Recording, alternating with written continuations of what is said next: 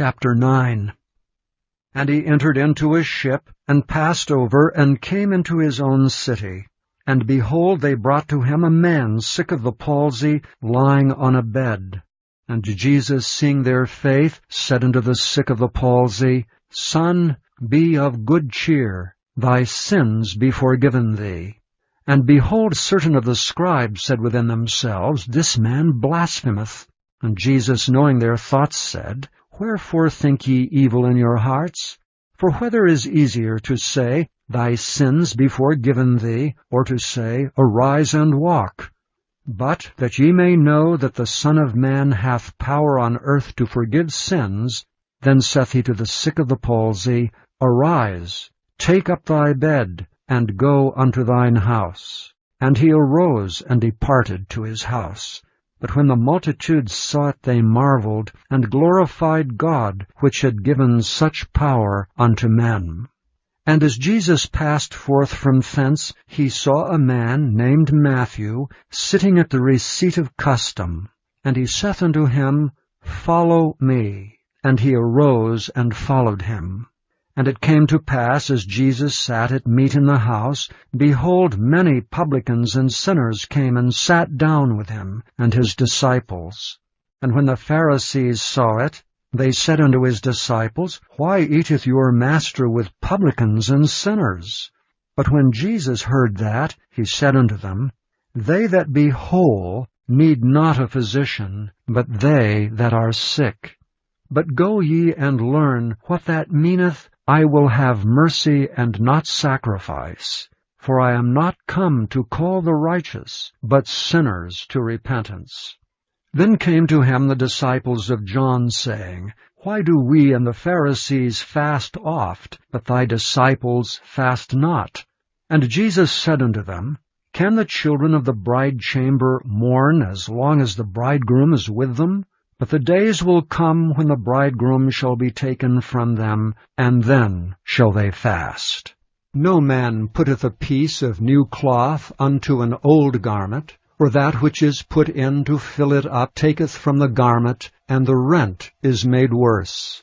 Neither do men put new wine into old bottles, else the bottles break, and the wine runneth out, and the bottles perish. But they put new wine into new bottles, and both are preserved. While he spake these things unto them, behold, there came a certain ruler, and worshipped him, saying, My daughter is even now dead, but come and lay thy hand upon her, and she shall live. And Jesus arose and followed him, and so did his disciples. And behold, a woman which was diseased with an issue of blood 12 years came behind him, and touched the hem of his garment.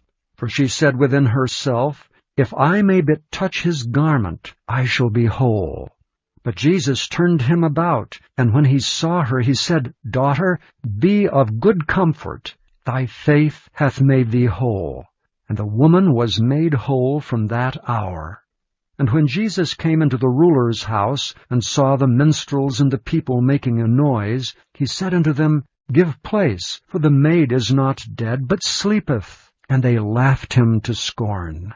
But when the people were put forth, he went in, and took her by the hand, and the maid arose.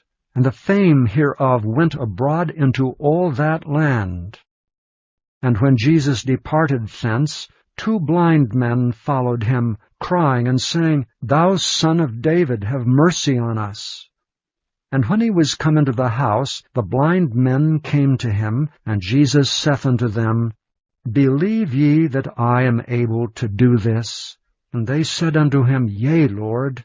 Then touched he their eyes, saying, According to your faith be it unto you.